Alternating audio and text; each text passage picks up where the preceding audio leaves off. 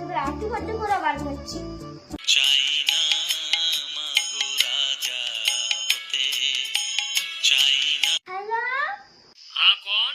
আর কনার কপাল করিছে, আমি বাঁকুড়া से तुम्हारा दूर संपर्क धनु भाभी बोलता है। बांकुड़ा से धनु भाभी?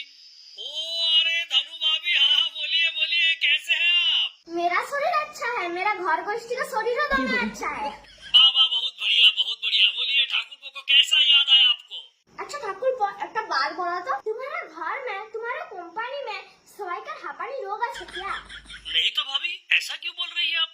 কেন বল रहा है? सर सुनो है, প্রথম কথা তোমাদের 28 দিনে এক মাস হতে সেইটা তো সব লোক মান লিয়া।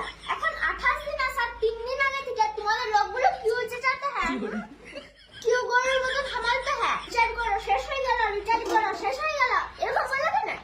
কেন তো আটু করता है? হাঁপানি রুগী है क्या?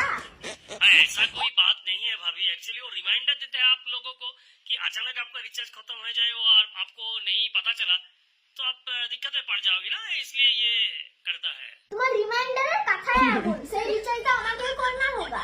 ऐसा कोई बात नहीं है भाभी। কি বাত नहीं है? तो ভালোবেসে তো একদিনও नहीं बोला भाभी এই मास का रिचार्ज मैं कर देता हूँ। अच्छा ठीक है भाभी, ये महीने का रिचार्ज मैं आपका कर देता हूँ भाभी। सत्य बोला मुकेश ठाकुर को?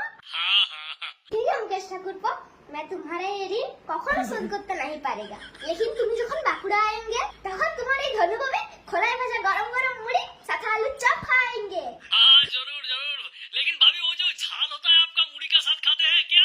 ओ डिंगरा झाल, हाँ हाँ